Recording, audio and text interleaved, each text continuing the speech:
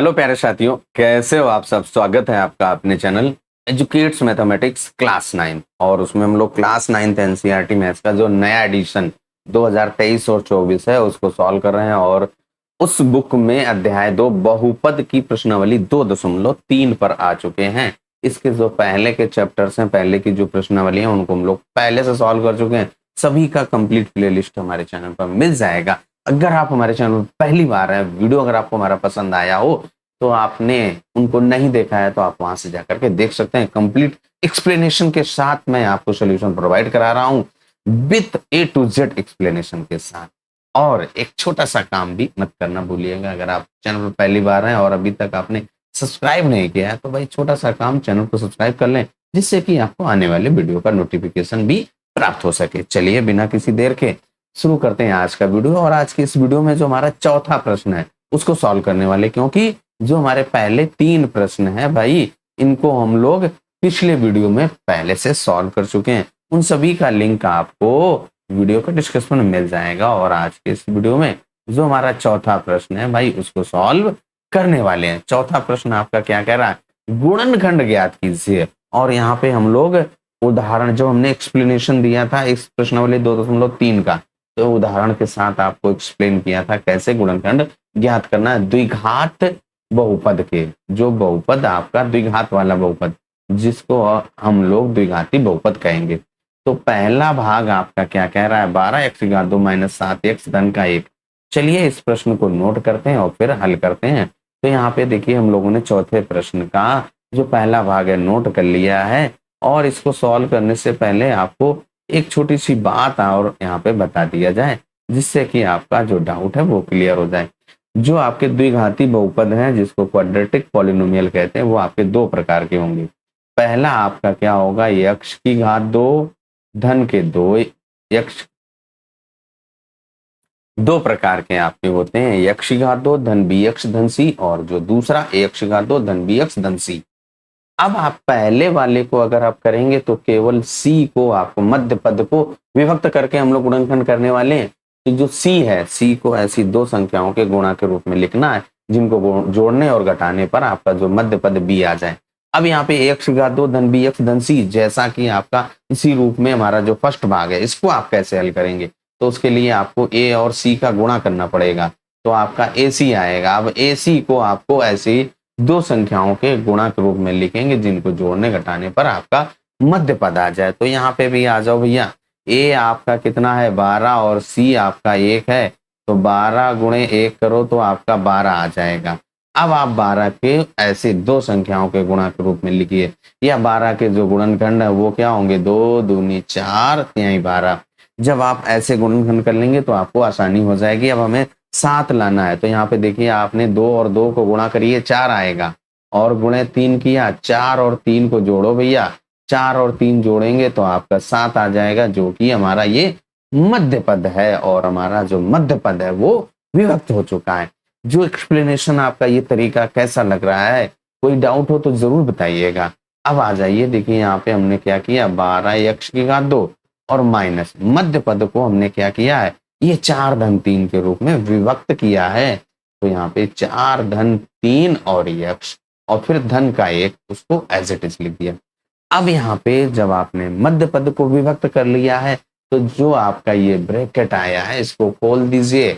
Bracket खोलो भैया, क्या हो जाएगा, 12x की घात 2, ब्रैकेट के पहले माइनस का चिन्ह है तो चिन्हों में परिवर्तन कर दीजिए। तो क्या हो जाएगा, प्लस वाला माइनस, माइनस वाला प्लस, तो माइनस का 4x और माइनस के 3x और धन का 1। जो 3 पद वाला आपका बहुपद था उसको आपने 4 पद वाला बहुपद में बदल दिया है। अब आप क्या करें, दुई दुई के जोड़ा बना लो। दुई दुई के जोड़ा बनाएंगे, पहले 2 पद लीजिए उनसे कॉमन लीजिए।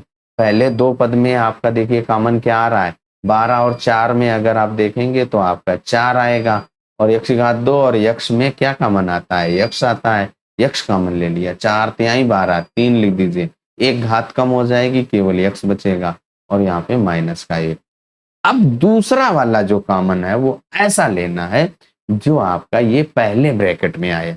ये बात विशेष ध्यान रखनी है, मोस्टली यहाँ पे बहुत मिस्टेक कर देते हैं बच्चे, तो हमें यहाँ पे इस बात का ध्यान रखना है कि जो पहले ब्रैकेट में आया, पहले पद दो पदों में से जो कॉमन लेने के बाद बचा है वैसा ही आपको दूसरे में, तभी तो आपका उभयनिष्ठ कॉमन फिर से आएगा।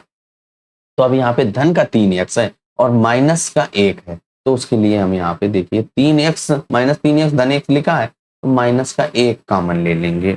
माइनस 1 जैसे ही कॉमन लेंगे तो चिन्हों में परिवर्तन हो जाएगा, चिन्ह आपके बदल जाएंगे, माइनस वाला प्लस, प्लस वाला माइनस हो जाएगा। तो ये आपका 3x और माइनस का 1।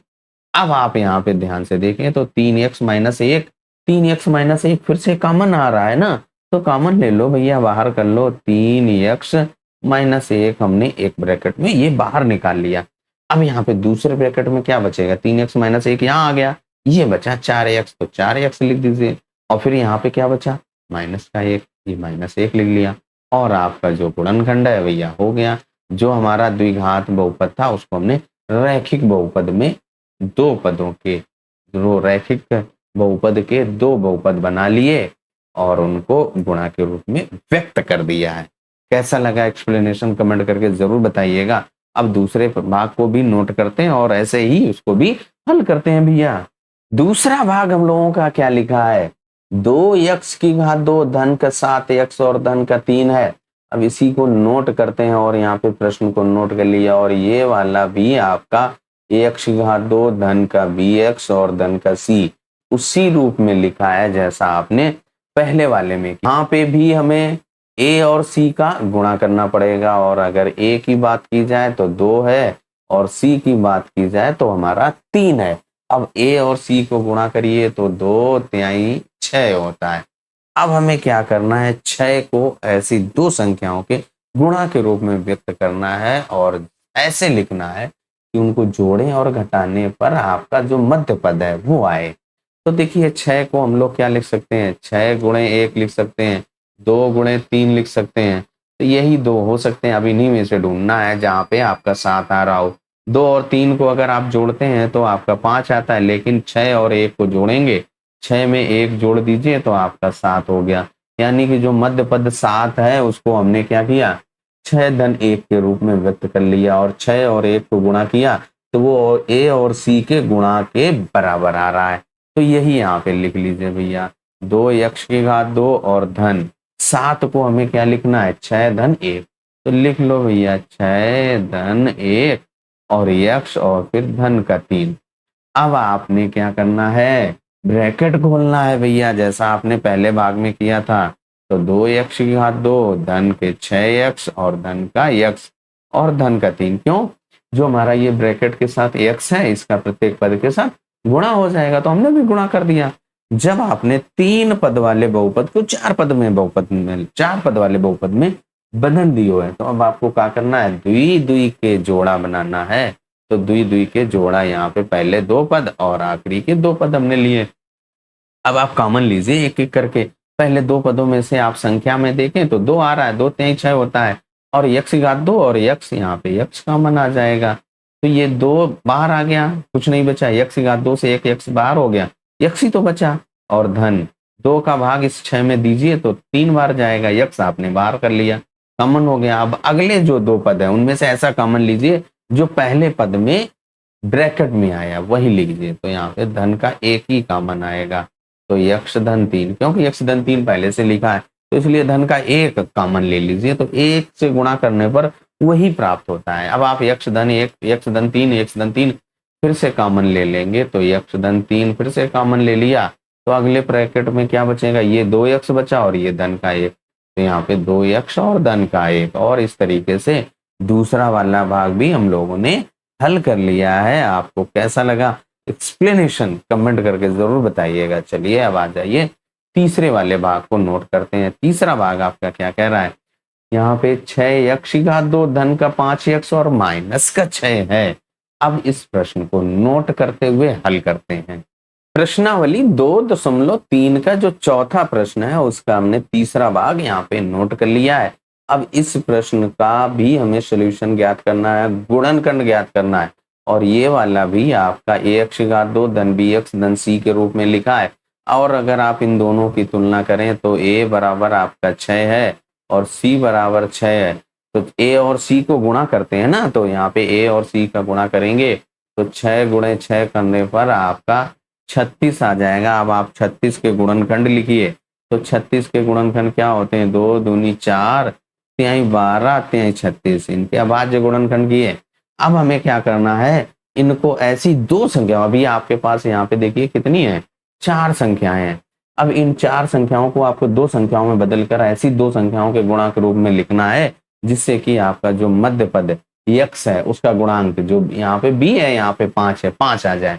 तो इसके लिए हम लोग देखो 2 को 2 से गुणा करिए 4 आ जाएगा, और गुणे 3 को 3 से गुणा करिए तो आपका 9 आ जाएगा।